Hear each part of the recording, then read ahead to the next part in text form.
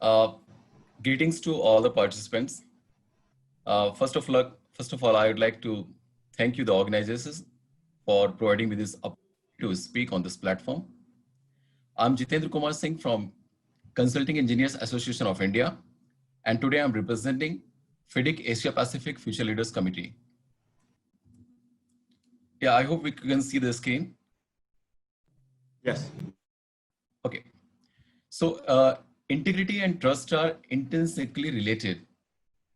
A person who follows and who is having the personal integrity, automatically he secures the trust of their team members and their senior management, the end user of their projects, customers, their client, vendors, and all other stakeholders. We are a part of consulting engineering community, and as such, engineering consultancy is an intellect-based industry. So every employee of the organization becomes a brand ambassador for the organization and its values. And in this way, whatever actions every employee does, that is very meaningful for the sustainability of the organization.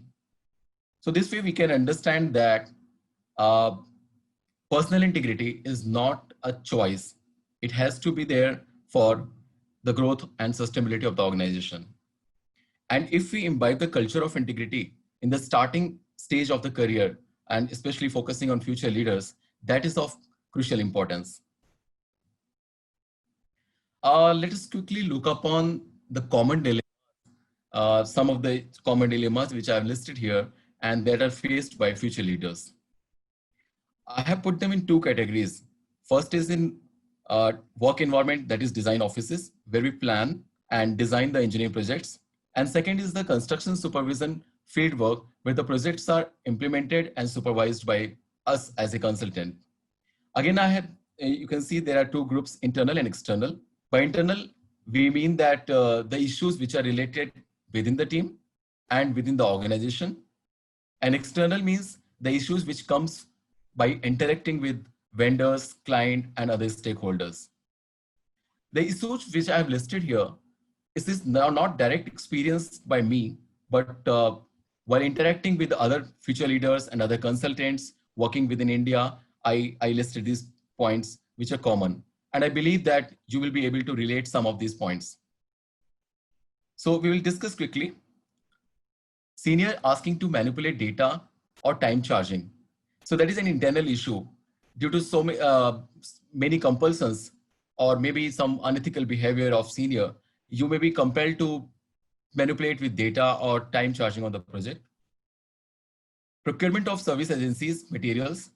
Often during our course of work, we require to hire agencies for like quality testing, for survey, investigations and all.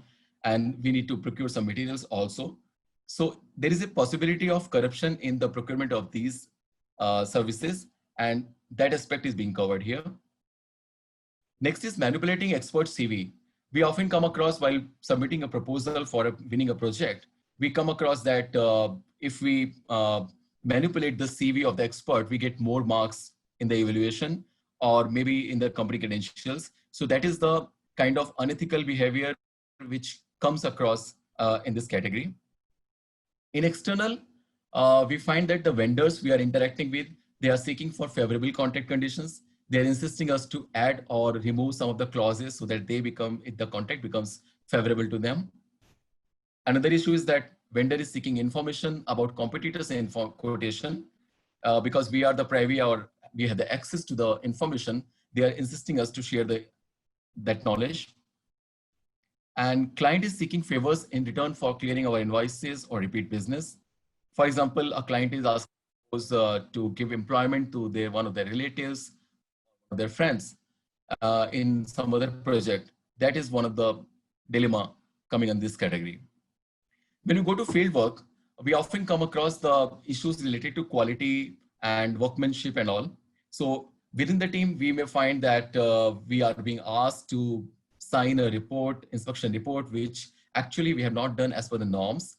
And during interaction with the contractors, we find that we are being pressurized or requested to allow some of the inferior quality works, which ideally we should not do. So those kind of things we face across. And last point I have listed here is workman's safety and health. My observation is that usually the contractors fail to follow the provisions in the contract for workmen's safety and health. And we as a consultant have major responsibility to out or insist them to follow that. And if you are oblivious to that or ignoring that, that comes under this category. So you will see that these points, what I have listed here, and these are very common things. These also fall into the categories discussed by Richard, like bribery, extortion, fraud, and conflict of interest and all. Now, why it continues? What are the factors which nurture this kind of practices being happening? So if I list points, I come across these 4 very important points. First is expensive festival gifts proffered by vendors. We come across during our working that vendors are offering us expensive gifts. Second is pressure from unethical superiors. Why do they do that? That we'll discuss in the next slide. But the point here is that if my superior is insisting me to do something which is unethical, it becomes a challenge for me because very uprightly, I cannot say no sometimes because it affects my promotion, my increment, and sometimes even job security. And that gives me a very challenging situation to really act upon.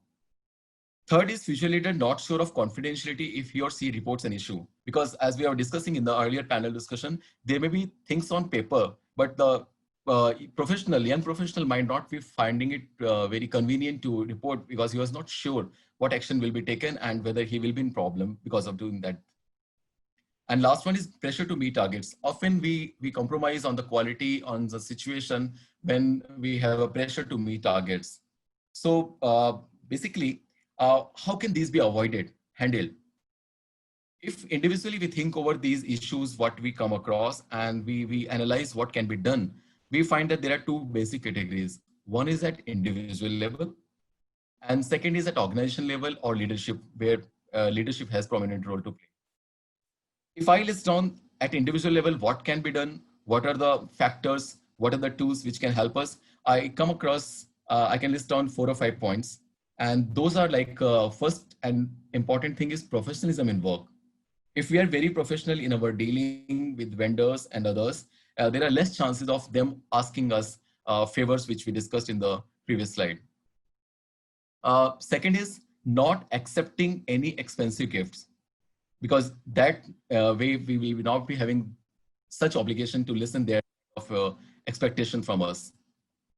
Third point is look for the overall company's priorities and the top management's priorities.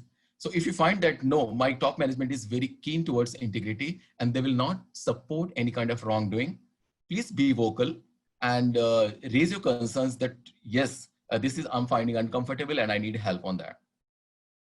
Fourth and fifth, which are the very important points from my thinking, is that one is plan. If you plan your activities well in advance and foreseeing the kind of developments in the project, you will not end up in the situations where somebody will ask you to compromise in the name of expediting, in the name of meeting the deadlines. You could foresee and put your efforts at the right time. And last point in that category is documentation. By documentation, I mean, documentation is keeping the records of the things in a proper way.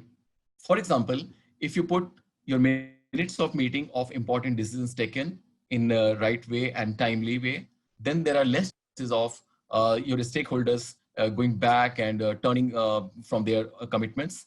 And second is that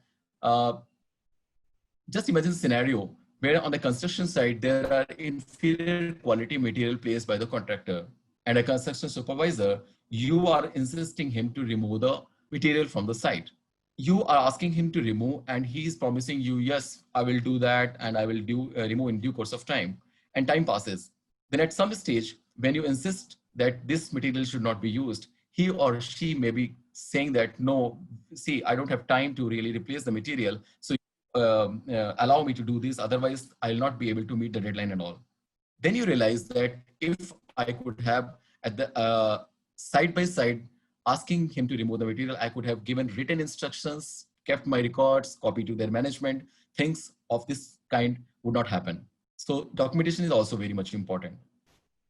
Now we'll move to system structure to nurture culture of integrity. This comes mainly on the organization part and leadership part. And as I told in the starting of this presentation, that every employee is very important as they are the brand ambassador of what we do.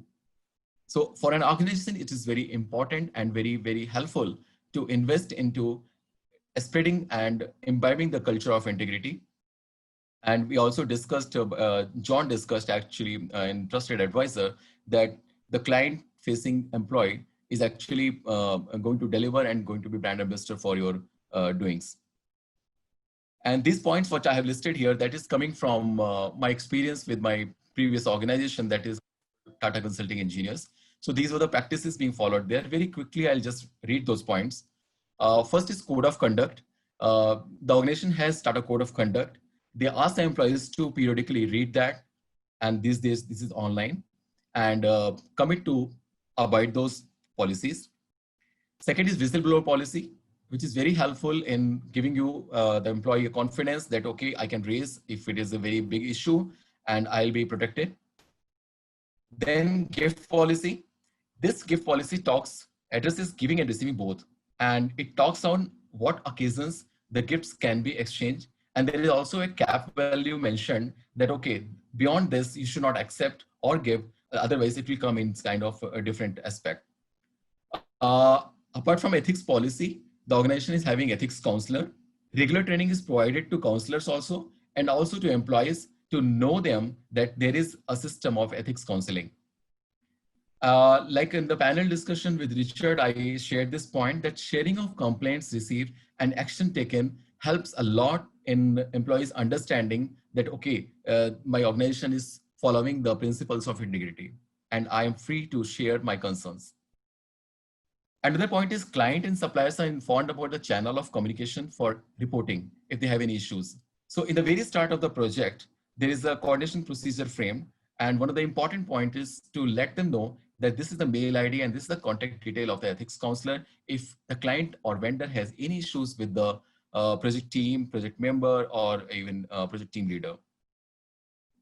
And continuous improvement, review time to time of the systems and improving, that helps a lot in achieving the objectives. So the point I'm trying to make is that for any organization, the approaches may be a little different, but the basic idea is to inculcate the kind of open environment so that employees feel safe and protected and they can voice their concerns. And second is that there should be a code of conduct to let them know that in the environment they are working, what is ethical and what is not. So I'd like to close my discussion with these two important quotes. It's true that integrity alone won't make you a leader, but without integrity, you will never be one. And second one is by J.R.D. Tata. No success or achievement in material terms is worthwhile unless it serves the needs or interests of the country and its people, and it achieved by fair and honest means. Thank you so much.